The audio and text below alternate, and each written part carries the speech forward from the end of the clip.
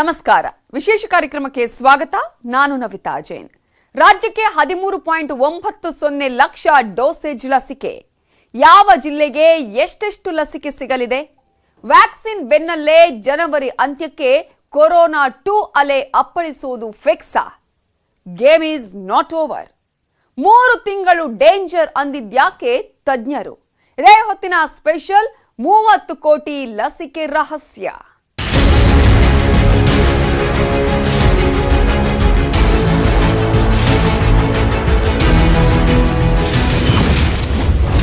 ರಾಜ್ಯಕ್ಕೆ ಸಿಗಲಿದೆ 13.90 ಲಕ್ಷ ಡೋಸೇಜ್ ಲಸಿಕೆ.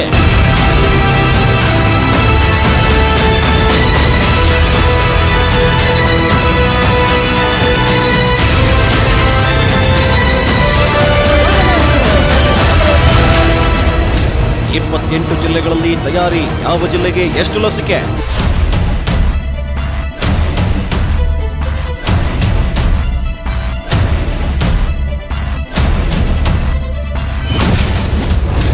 ವ್ಯಾಕ್ಸಿನ್ ಬೆನ್ನಲ್ಲೇ ಜನವರಿ ಅಂತ್ಯಕ್ಕೆ 2ನೇ ಅಲೆ ಫಿಕ್ಸಾ?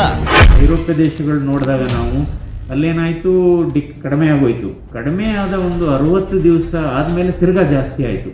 ಸೊ ಅದೇ ಪ್ಯಾಟರ್ನ್ ಇಲ್ಲೂ ಆಗ್ಬೋದು ಅಂತ ಒಂದು ಪ್ರಿಡಿಕ್ಷನ್ ಇದೆ. ಗೇಮ್ ಈಸ್ ನಾಟ್ ಓವರ್ ಅಂದಿದ್ಯಾಕೆ ತಜ್ಞರು?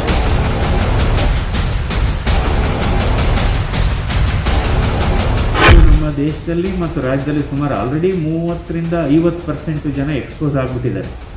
ಕೆಲವರು ಎಸಿಂಪ್ಟಮ್ಯಾಟಿಕ್ ಆಗಿ ಎಕ್ಸ್ಪೋಸ್ ಆಗಿದ್ದಾರೆ, ಇನ್ನು ಕೆಲವರು ಆ್ಯಕ್ಟಿವ್ ಆಗೇ ಇದ್ದಾರೆ. ಸೊ ಬಹುಶಃ ಈ ಜನವರಿ ಮಧ್ಯಭಾಗದಲ್ಲಿ ಸೀರೋ ಸರ್ವೆ ಮಾಡ್ತಾರೆ.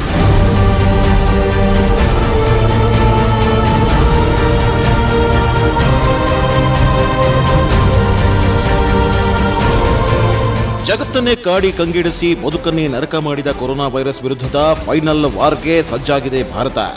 ಜನವರಿ 16ರಂದು ಇಡೀ ದೇಶದಲ್ಲಿ ಕೊರೋನಾ ವ್ಯಾಕ್ಸಿನ್ ಅಭಿಯಾನಕ್ಕೆ ಮುಹೂರ್ತವು ಫಿಕ್ಸ್ ಆಗಿದೆ. ಎಲ್ಲ ರಾಜ್ಯಗಳು, ಜಿಲ್ಲೆಗಳು, ತಾಲೂಕು ಕೇಂದ್ರಗಳು ಲಸಿಕೆ ಹಂಚಿಕೆಗೆ ಸರ್ವಸನ್ನದ್ಧವಾಗಿದೆ. ಆದರೆ ಹೀಗೆ ಲಸಿಕೆ ಹಂಚಿಕೆಗೆ ಮುಹೂರ್ತ ಫಿಕ್ಸ್ ಆದ ಬೆನ್ನಲ್ಲೇ ಗೇಮ್ ಈಸ್ ನಾಟ್ ಓವರ್. ಇನ್ನು 3 ತಿಂಗಳು ಡೇಂಜರ್ ಅಂದಿದ್ದಾರೆ ತಜ್ಞರು. ಒಂದ್ ಕಡೆ ಲಸಿಕೆ ಸಿಕ್ಕ ಖುಷಿ, ಲಸಿಕೆ ಹಂಚಿಕೆಗೆ ದಿನಾಂಕವು ಫಿಕ್ಸ್ ಆಗಿರುವ ಸಂಭ್ರಮದ ಬೆನ್ನಲ್ಲೇ ತಜ್ಞರು ಕೊಟ್ಟ ವಾರ್ನಿಂಗ್ ಮತ್ತೆ ಕೊರೋನಾ ಭೀತಿ ಹೆಚ್ಚಿಸಿದೆ. ಮಗದೊಮ್ಮೆ ಬದುಕು 3 ಗೋಡೆ ಮಧ್ಯೆ ಬಂದಿಯಾಗುತ್ತಾ ಎಂಬ ಆತಂಕಕ್ಕೆ ಕಾರಣವಾಗಿದೆ. ಹಾಗಾದ್ರೆ ಲಸಿಕೆ ಬಂದರೂ ಕೊರೋನಾದಿಂದ ಮುಕ್ತಿ ಸಿಗಲ್ವಾ? ಮುಕ್ತಿ ಎಸ್, ಕೊರೋನಾದಿಂದ ಯಾವ ಮುಕ್ತಿ ಸಿಗುತ್ತೆ ಅಂತ ಜನ ಚಾತಕ ಪಕ್ಷಿಯಂತೆ ಕಾಯ್ತಾ ಕೂತಿದ್ದಾರೆ. ಕಣ್ಣಿಗೆ ಕಾಣದ ವೈರಸ್ನಿಂದಾಗಿ 1 ವರ್ಷದಿಂದ ನಿಂತ ನೀರಂತೆ ಆಗಿರುವ ಬದುಕು ಮತ್ತೆ ಮೊದಲಿನಂತೆ ಆಗ್ಬೇಕಾದ್ರೆ ಕೊರೋನಾ ಸಂಪೂರ್ಣ ನಾಶವಾಗಬೇಕು. ಯಾವಾಗ ವೈರಸ್ ಸಂಪೂರ್ಣ ನಾಶವಾಗುತ್ತೋ, ಸೋಂಕು ಝೀರೋಗೆ ಇಳಿಯುತ್ತೋ, ಆ ದಿನ ವೈರಸ್ನಿಂದ ಮುಕ್ತಿ ಪಡೆದಿದ್ದೇವೆ ಅಂತ ಭಾವಿಸಬಹುದು. ಇದೀಗ ಲಸಿಕೆ ಹಂಚಿಕೆಗೆ ಮುಹೂರ್ತ ಫಿಕ್ಸ್ ಮಾಡಿದ ಮೇಲೆ ಎಲ್ಲರಿಗೂ ಒಂದು ಆಶಾವಾದ ಹುಟ್ಟಿದೆ. ವೈರಸ್ ವಿರುದ್ಧದ ಕೊನೆ ಈ ಅಸ್ತ್ರ ಸಂಪೂರ್ಣ ಯಶಸ್ವಿಯಾಗಿ ಇನ್ನು ನಿಶ್ಚಿಂತೆಯಿಂದ ಇರಬಹುದು ಎಂಬ ನಂಬಿಕೆ ಹುಟ್ಟಿಸಿದೆ. ಆದರೆ ಲಸಿಕೆಯ ಬೆನ್ನಲ್ಲೇ ತಜ್ಞರು ಕೊಟ್ಟ ಎಚ್ಚರಿಕೆ ಇನ್ನಷ್ಟು ಆಘಾತಕ್ಕೆ ಕಾರಣವಾಗಿದೆ. ಗೇಮ್ ಈಸ್ ನಾಟ್ ಓವರ್ ಅಂತ ಹೇಳಿರೋದು ಇನ್ನಷ್ಟು ಭೀತಿಗೆ ದೂಡಿದೆ.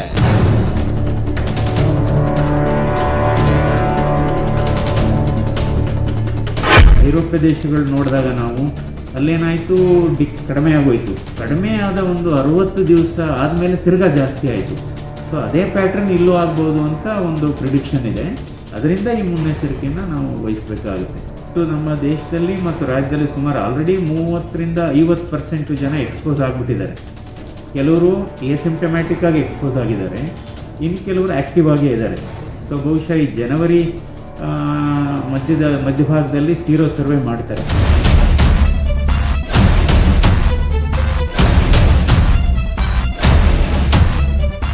ಹೈ ಸ್ಪೀಡ್ ಕೊರೋನಾ ವೈರಸ್ ಭಯದಿಂದ ಸ್ವಲ್ಪ ಮುಕ್ತಿ ಸಿಕ್ಕಿದಂತೆ ಶಾಕ್ ಕೊಟ್ಟಿದ್ದಾರೆ ಟಾಸ್ಕ್ ಫೋರ್ಸ್ ಟೀಮ್ ತಜ್ಞರು. ಆ ಶಾಕ್ ಮತ್ತೇನಲ್ಲ, ಜನವರಿ ಮುಗಿಯುವ ಹೊತ್ತಿಗೆ ರಾಜ್ಯದಲ್ಲಿ ಕೊರೋನಾ 2ನೇ ಅಲೆ ಏಳಬಹುದು ಅಥವಾ ಫೆಬ್ರವರಿಯಲ್ಲಿ 2ನೇ ಅಲೆ ಅಪ್ಪಳಿಸಬಹುದು ಎಂಬ ಶಾಕ್ ಅದು. ಒಂದ್ ಕಡೆ ಚಳಿ, ಮತ್ತೊಂದ್ ಕಡೆ ಅಕಾಲಿಕ ಮಳೆ ಇರೋದ್ರಿಂದ ಈ ಚಳಿ ಮಳೆಯ ನಡುವೆ ಕೊರೋನಾ ಆರ್ಭಟ ಪಕ್ಕಾ ಅಂತ ತಜ್ಞರು ಹೇಳ್ತಿದ್ದಾರೆ. ಇನ್ನು 3 ತಿಂಗಳು ಮುನ್ನೆಚ್ಚರಿಕೆ ಕ್ರಮ ಕೈಗೊಳ್ಳದೇ ಇದ್ರೆ ಮತ್ತೆ ಮೊದಲಿನಂತೆ ಸಂಕಷ್ಟ ಎದುರಾಗಬಹುದು ಅಂತ ಎಚ್ಚರಿಸಲಾಗಿದೆ. ಹೀಗಾಗಿ ತಜ್ಞರು ಕೊಟ್ಟ ಎಚ್ಚರಿಕೆಯನ್ನ ಗಂಭೀರವಾಗಿ ತೆಗೆದುಕೊಂಡಿರುವ ಸರ್ಕಾರ ಕೊರೋನಾ 2ನೇ ಅಲೆ ತಪ್ಪಿಸುವ ನಿಟ್ಟಿನಲ್ಲಿ ಕಾರ್ಯಪ್ರವೃತ್ತವಾಗೋದಕ್ಕೆ ಮುಂದಾಗಿದೆ.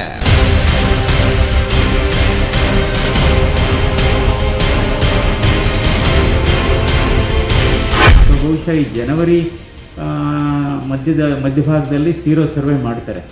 30 ಜಿಲ್ಲೆಗಳಲ್ಲಿ ಮತ್ತು ಬೆಂಗಳೂರು 8 ವಿಭಾಗಗಳಲ್ಲಿ ಸುಮಾರು 35,000 ಜನರಿಗೆ ಒಂದು ಸೀರೋ ಸರ್ವೆ ಮಾಡಿದರೆ ಈ ಕರೋನಾ ಸೋಂಕಿನ ಪ್ರಮಾಣ ಎಷ್ಟಿದೆ ಅಂತ ಗೊತ್ತಾಗುತ್ತೆ.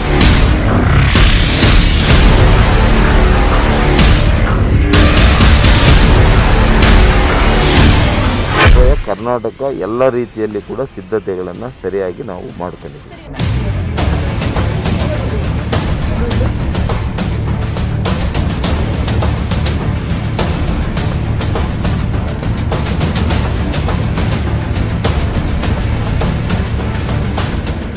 ಕೊರೋನಾ ಸೋಂಕು ಕಡಿಮೆಯಾಗಿದೆ, ಸಾವಿನ ಪ್ರಮಾಣ ಕಡಿಮೆಯಾಗಿದೆ ಅಂತ ಆರಾಮಾಗಿರಬೇಕಾಗಿಲ್ಲ.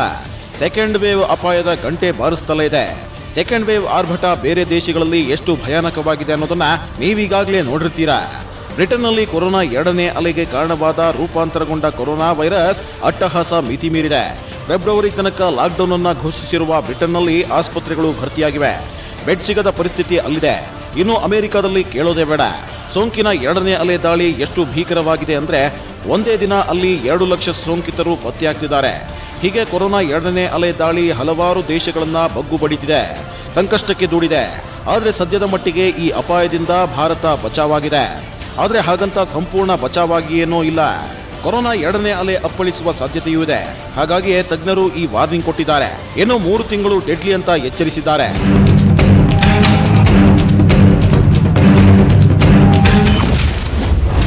ಜನವರಿ 16ರಿಂದ ರಾಷ್ಟ್ರವ್ಯಾಪಿ vaccination.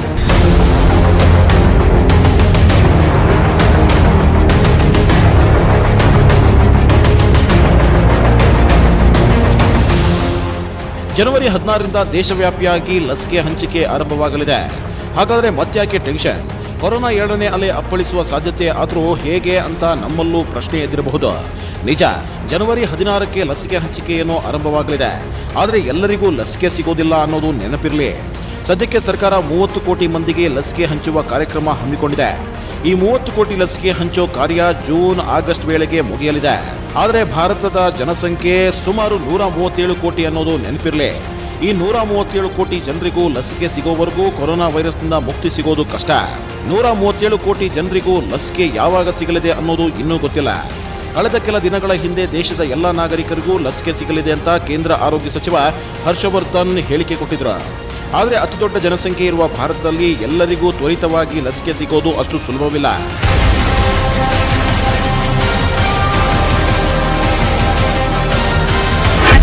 To the last man ಸಿಗೋದಕ್ಕೆ ಎಷ್ಟು ಟೈಮ್ ಆಗ್ಬೋದು ಅಂತ? It may take few months, ಕೆಲವು ತಿಂಗಳುಗಳು ಬೇಕಾಗ್ತದೆ. ಇದು ಬಿಕಾಸ್ ಇದು ಇಷ್ಟು ದೊಡ್ಡ ಪ್ರಮಾಣದಲ್ಲಿ ತೆಗೆದುಕೊಂಡಿರ್ತಕ್ಕಂಥ ಲಸಿಕೆ ಇನ್ನೊಂದಿಲ್ಲ.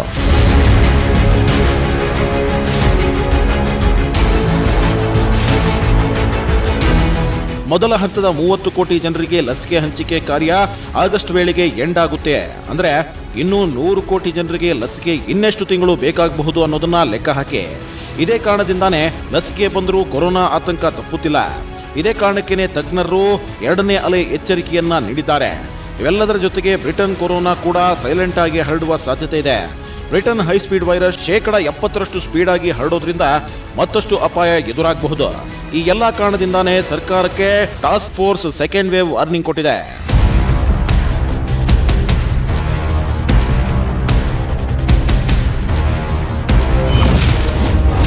ದೇಶದಲ್ಲಿ ಕೋವ್ಯಾಕ್ಸಿನ್ ಕೋವಿಶೀಲ್ಡ್ ಲಸಿಕೆ ವಿತರಣೆ.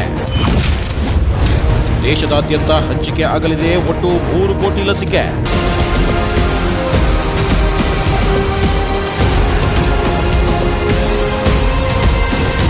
ಭಾರತದಲ್ಲಿ ಕೋವ್ಯಾಕ್ಸಿನ್ ಮತ್ತು ಕೋವಿಶೀಲ್ಡ್ ಲಸಿಕೆಗೆ ಅನುಮೋದನೆ ಸಿಕ್ಕಿದೆ. ಹೀಗಾಗಿ ಈ 2 ಲಸಿಕೆಗಳು ಹಂಚಿಕೆಯಾಗಲಿದೆ.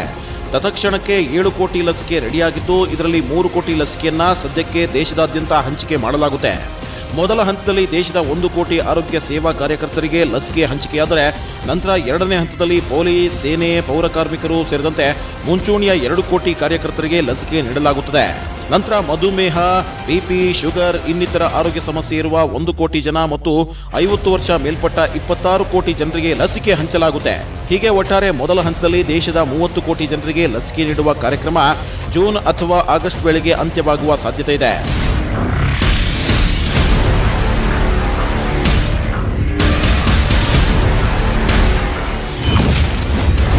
ಕರ್ನಾಟಕಕ್ಕೆ 13.90 ಲಕ್ಷ ಡೋಸೇಜ್ ಲಸಿಕೆ. ಕರ್ನಾಟಕಕ್ಕೆ 13.90 ಲಕ್ಷ ಡೋಸೇಜ್ ಲಸಿಕೆ ಸಿಗಲಿದೆ. ಪುಣೆಯಿಂದ ನೇರವಾಗಿ ಬೆಂಗಳೂರಿಗೆ ಕೋವಿಶೀಲ್ಡ್ ಲಸಿಕೆ ಬರಲಿದ್ದು ಅದನ್ನು ಶೇಖರಿಸಲು ಎಲ್ಲಾ ವ್ಯವಸ್ಥೆಯನ್ನು ಮಾಡಲಾಗಿದೆ. ಬೆಂಗಳೂರಿನ ಆನಂದರಾವ್ ವೃತ್ತದ ಆರೋಗ್ಯ ಇಲಾಖೆ ಕಚೇರಿಯಲ್ಲಿ ಲಸಿಕೆ ಸ್ಟೋರೇಜ್ಗೆ ವ್ಯವಸ್ಥೆ ಮಾಡಲಾಗಿದೆ. ಇಲ್ಲಿ 25 ಲಕ್ಷ ವಯಲ್ಗಳಷ್ಟು ಲಸಿಕೆ ಶೇಖರಿಸುವ ಕೆಪಾಸಿಟಿ ಇದೆ. ಒಂದು ವಯಲ್ನಲ್ಲಿ 10 ಜನರಿಗೆ ಲಸಿಕೆ ನೀಡಬಹುದು. ಒಂದು ಇಂಜೆಕ್ಷನ್ 0.5 ಮಿಲಿ ಡೋಸ್ ಇರುತ್ತದೆ. ಬೆಂಗಳೂರಿನ ಉಗ್ರಾಣದಿಂದ ಬೆಂಗಳೂರು, ಚಿತ್ರದುರ್ಗ, ಮೈಸೂರು, ದಕ್ಷಿಣ ಕನ್ನಡ ಮತ್ತು ಕಲಬುರಗಿಗೆ ರವಾನೆ ಮಾಡಲಾಗುತ್ತೆ. ಬಾಗಲಕೋಟೆ ಮತ್ತು ಬೆಳಗಾವಿಯಲ್ಲಿ ಕೂಡ ಇದೇ ಬಗೆಯ ವ್ಯವಸ್ಥೆ ಮಾಡಿಕೊಳ್ಳಲಾಗಿದೆ. ಲಸಿಕೆ ನೀಡುವ 1.70 ಲಕ್ಷ ಸಿರಿಂಜ್ ಕೂಡ ಈಗಾಗಲೇ ದಾಸ್ತಾನಾಗಿದೆ.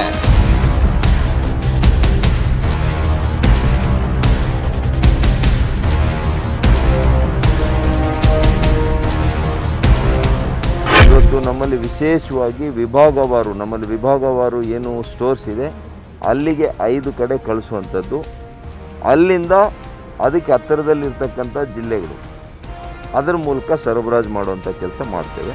ಇಲ್ಲಿ ಸ್ಟೋರೇಜ್ ಮಾಡಲಿಕ್ಕೆ 25ರಿಂದ 30 ಲಕ್ಷ ಡೋಸಸ್ ಆಫ್ ಲಸಿಕೆ ಬಂದರೂ ಕೂಡ ಇಲ್ಲಿ ಸ್ಟೋರೇಜ್ ಮಾಡುವಂಥ ಸಾಮರ್ಥ್ಯ ಇದೆ. ಮಾನ್ಯ ಪ್ರಧಾನಮಂತ್ರಿಗಳು ನಾಳೆ 4 ಗಂಟೆಗೆ ಬಹುಶಃ 16ನೇ ತಾರೀಕು ಯಾವ ರೀತಿ ಮಾಡಬೇಕು ಅನ್ನೋ ಮಾರ್ಗದರ್ಶನ ನಮಗೆಲ್ಲ ಕೂಡ ಕೊಡ್ತಾರೆ, ಮಾರ್ಗಸೂಚಿಯನ್ನು ಕೂಡ ಕೊಡ್ತಾರೆ. ಅದರ ಅನ್ವಯ ಕರ್ನಾಟಕ ಎಲ್ಲ ರೀತಿಯಲ್ಲಿ ಕೂಡ ಸಿದ್ಧತೆಗಳನ್ನು ಸರಿಯಾಗಿ ನಾವು ಮಾಡ್ಕೋಬೇಕು.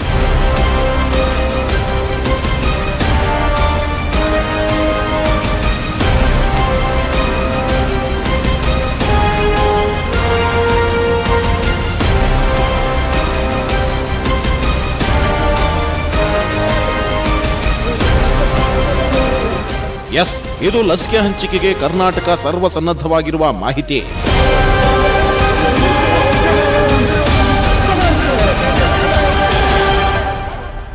ರಾಜ್ಯದ 28 ಜಿಲ್ಲೆಗಳಲ್ಲಿ ಯಾವ ಜಿಲ್ಲೆಗೆ ಎಷ್ಟು ಲಸಿಕೆ ಸಿಗಲಿದೆ? ಅತಿ ಹೆಚ್ಚು ವ್ಯಾಕ್ಸಿನ್ ಪಡೆಯುವ ಜಿಲ್ಲೆ ಯಾವುದು? ಆದರೆ ಯಾವ್ಯಾವ ಜಿಲ್ಲೆಗೆ ಎಷ್ಟೆಷ್ಟು ಲಸಿಕೆ ಸಿಗಲಿದೆ, ಹೇಗಿದೆ ಸಿದ್ಧತೆ ಅನ್ನುವ ಮಾಹಿತಿ ನಿಮ್ಮ ಮುಂದೆ.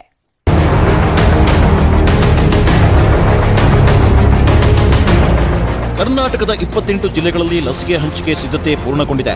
ಈಗಾಗಲೇ ನಡೆಸಿದ 2 ಹಂತದ ಡ್ರೈ ರನ್ ಕೂಡ ಯಶಸ್ವಿಯಾಗಿದೆ. ಇನ್ನು ಯಾವ್ಯಾವ ಜಿಲ್ಲೆಗೆ ಮೊದಲ ಹಂತದಲ್ಲಿ ಎಷ್ಟೆಷ್ಟು ಲಸಿಕೆ ಸಿಗಲಿದೆ ಅನ್ನೋ ಮಾಹಿತಿಯನ್ನ ನಿಮ್ಮ ಮುಂದೆ ಇಡ್ತಾ ಇದ್ದೀವಿ ನೋಡಿ. ಮೊದಲ ಹಂತದಲ್ಲಿ ರಾಜ್ಯಕ್ಕೆ 13,90,000 ಲಸಿಕೆ ಡೋಸೇಜ್ಗಳು ಬರಲಿವೆ. ಹೀಗಾಗಿ ಮೊದಲ ಹಂತದಲ್ಲಿ ಕೋಲಾರ ಜಿಲ್ಲೆಯ 100 ಬೂತ್ಗಳಲ್ಲಿ 12,669 ಮಂದಿಗೆ ಲಸಿಕೆ ವಿತರಣೆ ಆದರೆ, ಇನ್ನು ರಾಮನಗರ ಜಿಲ್ಲೆಯ 394 ಕೇಂದ್ರಗಳಲ್ಲಿ ಲಸಿಕೆ ವಿತರಣೆ ಆಗಲಿದ್ದು, ಮೊದಲ ಹಂತದಲ್ಲಿ 8,405 ಮಂದಿ ಲಸಿಕೆ ಪಡೆಯಲಿದ್ದಾರೆ. ಚಿಕ್ಕಮಗಳೂರಿನಲ್ಲಿ ಮೊದಲ ಹಂತದಲ್ಲಿ 10,194 ಮಂದಿಗೆ ಲಸಿಕೆ ವಿತರಿಸಲಾಗ್ತಿದ್ರೆ, ಶಿವಮೊಗ್ಗದಲ್ಲಿ 22,300, ಧಾರವಾಡದಲ್ಲಿ 21,701, ಹಾವೇರಿಯಲ್ಲಿ 6,700, ಉತ್ತರ ಕನ್ನಡದಲ್ಲಿ 12,100, ಚಿಕ್ಕಬಳ್ಳಾಪುರದಲ್ಲಿ 8,300 ಮಂದಿ ಲಸಿಕೆ ಪಡೆಯಲಿದ್ದಾರೆ. ಉಡುಪಿಯಲ್ಲಿ 19,562 ಮಂದಿ ಮೊದಲ ಹಂತದಲ್ಲಿ ಲಸಿಕೆ ಪಡೆಯಲು ಅರ್ಹರಾಗಿದ್ದರೆ, ಕೊಡಗಿನಲ್ಲಿ 6,346, ದಕ್ಷಿಣ ಕನ್ನಡದಲ್ಲಿ 39,517 ಮಂದಿಗೆ ಲಸಿಕೆ ಸಿಗಲಿದೆ. ಬೆಳಗಾವಿ ಜಿಲ್ಲೆಯಲ್ಲಿ 30,000 ಮಂದಿಗೆ, ಬಾಗಲಕೋಟೆಯಲ್ಲಿ 13,653 ಮಂದಿ, ವಿಜಯಪುರದಲ್ಲಿ 15,307, ಮಂಡ್ಯದಲ್ಲಿ 13,227, ಬೆಂಗಳೂರು ಗ್ರಾಮಾಂತರ ಪ್ರದೇಶದಲ್ಲಿ 9,317 ಮಂದಿ ಮೊದಲ ಹಂತದಲ್ಲಿ ಲಸಿಕೆ ಪಡೆಯಲು ಅರ್ಹರಾಗಿದ್ದಾರೆ. ಇನ್ನು ತುಮಕೂರಿನಲ್ಲಿ 19,450 ಮಂದಿ ಮತ್ತು ಮೈಸೂರಿನಲ್ಲಿ 14,976 ಆರೋಗ್ಯ ಸಿಬ್ಬಂದಿ ಮೊದಲ ಹಂತದಲ್ಲಿ ಲಸಿಕೆ ಪಡೆಯಲಿದ್ದಾರೆ.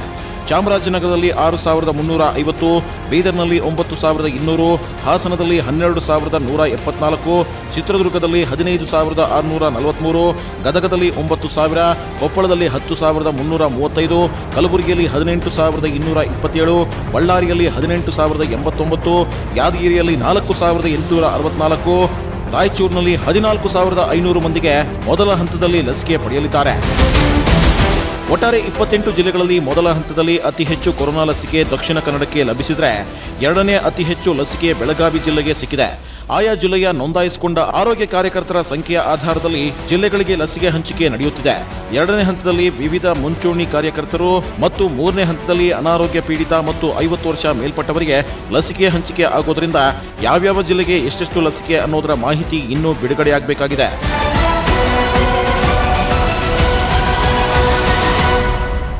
ಮೊದಲ ಹಂತದಲ್ಲಿ ಜಿಲ್ಲೆಗಳಿಗೆ ಎಷ್ಟೆಷ್ಟು ಲಸಿಕೆ ಸಿಗಲಿದೆ ಅನ್ನುವ ಮಾಹಿತಿಯನ್ನ ನಿಮ್ಮ ಮುಂದಿಟ್ಟಿದ್ದೀವಿ. ಇನ್ನು 3ನೇ ಹಂತದ ಲಸಿಕೆ ಪಡೆಯೋದಿಕ್ಕೆ ನೋಂದಾವಣಿ ಮಾಡಿಕೊಳ್ಳುವುದು ಹೇಗೆ ನಡೆಯಲಿದೆ ಲಸಿಕೆ ಹಂಚಿಕೆಯ ಪ್ರಾಸೆಸ್? ಅರ್ಹರಿಗೆ ಲಸಿಕೆ ಸಿಗಬೇಕಾದ್ರೂ ಒಂದಷ್ಟು ಕಡ್ಡಾಯ ನಿಯಮಗಳಿವೆ. ನೋಂದಣಿ ಮಾಡಿಕೊಳ್ಳಲೇಬೇಕಾಗಿದೆ. ಲಸಿಕೆ ವಿತರಣೆಯ ಆ ಪ್ರಾಸೆಸ್ ಹೇಗಿರುತ್ತೆ ಅನ್ನೋದರ ಮಾಹಿತಿ ನಿಮ್ಮ ಮುಂದೆ. 50 ವರ್ಷ ದಾಟಿದ ನನಗೆ ಲಸಿಕೆ ಕೊಡಿ ಅಂತ ಹೋದ್ರೆ ಯಾರು ಕೊಡಲ್ಲ. ಅಥವಾ 50 ವರ್ಷದೊಳಗಿನ BP ಶುಗರ್ ಇರುವ ವ್ಯಕ್ತಿ ತನಗೆ ಆರೋಗ್ಯ ತೊಂದರೆ ಇದೆ, ಲಸಿಕೆ ಕೊಡಿ ಅಂತ ನೇರವಾಗಿ ಹೋದ್ರೂ ಲಸಿಕೆ ಸಿಗಲ್ಲ. ಇವರೆಲ್ಲ 3ನೇ ಹಂತದಲ್ಲಿ ಲಸಿಕೆ ಪಡೆಯಲು ಅರ್ಹರಾಗಿದ್ರೂ ಹೆಸರನ್ನ ನೋಂದಾಯಿಸಿಕೊಳ್ಳಲೇಬೇಕು. ಹಾಗಿದ್ರೆ ಮಾತ್ರ ಲಸಿಕೆ ಸಿಗಲಿದೆ. ಆ ಪ್ರೋಸೆಸ್ ಹೇಗಿರುತ್ತೆ ಅನ್ನೋದರ ಮಾಹಿತಿಯನ್ನ ನಿಮ್ಮ ಮುಂದೆ ಇಡ್ತಾ ಇದೀವಿ ನೋಡಿ. ಕೋವಿನ್ ಆಪ್ನಲ್ಲಿ ಹೆಸರು ನೋಂದಾಯಿಸಿ, ಫೋಟೋ ಅಪ್ಲೋಡ್ ಮಾಡಬೇಕು. ನಂತರ SMS ಮೂಲಕ ನಿಮಗೆ ಸಂದೇಶ ಬರುತ್ತೆ. ಆ ಸಂದೇಶ ಮತ್ತು ಗುರುತಿನ ಚೀಟಿಯನ್ನ ಲಸಿಕಾ ಕೇಂದ್ರಕ್ಕೆ ಹೋಗಿ ಅಲ್ಲಿನ ಸಿಬ್ಬಂದಿಗೆ ತೋರಿಸಬೇಕು. ನಂತರ ಸಿಬ್ಬಂದಿ ನಿಮ್ಮ ದಾಖಲೆಯನ್ನ ಆಪ್ನಲ್ಲಿ ಪರಿಶೀಲನೆ ನಡೆಸಿ ಎಲ್ಲಾ ದಾಖಲೆ ಸರಿ ಇದ್ರೆ ಲಸಿಕೆ ನೀಡಲಾಗುತ್ತೆ. ಲಸಿಕೆ ಪಡೆದ ನಂತರ 30 ನಿಮಿಷ ಅಲ್ಲೇ ಇರಬೇಕಾಗುತ್ತೆ. ಆರೋಗ್ಯ ತಪಾಸಣೆಯು ನಡೆಯುತ್ತೆ.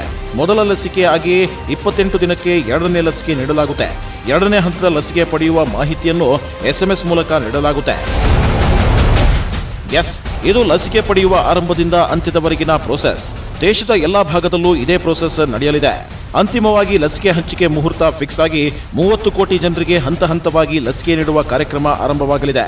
30 ಕೋಟಿ ಜನರಿಗೆ ಲಸಿಕೆ ಹಂಚಿಕೆ ಪೂರ್ಣಗೊಳ್ಳಲು ಆಗಸ್ಟ್ ವರೆಗೆ ಕಾಯಬೇಕಾಗಿರೋದ್ರಿಂದ ಎಲ್ಲರೂ ಎಚ್ಚರದಿಂದಿರಲೇಬೇಕಾಗಿದೆ. ಯಾಕಂದ್ರೆ ತಜ್ಞರು 2ನೇ ಅಲೆ ಎಚ್ಚರಿಕೆ ನೀಡಿದ್ದಾರೆ. ದೇಶದ ಎಲ್ಲರಿಗೂ ಲಸಿಕೆ ಸಿಗೋವರೆಗೂ ಕೊರೋನಾದಿಂದ ಬಚಾವಾಗಲು ಮುನ್ನೆಚ್ಚರಿಕೆಯೊಂದೇ ಅಸ್ತ್ರ ಎಂಬುದನ್ನ ಮರೆಯದಿರಿ.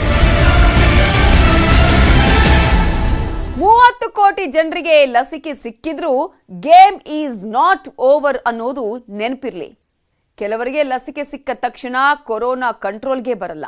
ಮುನ್ನೆಚ್ಚರಿಕೆ ವಹಿಸಲೇಬೇಕು ಅಂತ ಹೇಳ್ತಾ ಈ ಕಾರ್ಯಕ್ರಮವನ್ನ ಮುಗಿಸ್ತಾ ಇದ್ದೀವಿ. ನೋಡ್ತಾ ಇರಿ ನ್ಯೂಸ್ 18 ಕನ್ನಡ. ಜಾಲ ನಮ್ಮದು, ಬಲ ನಿಮ್ಮದು.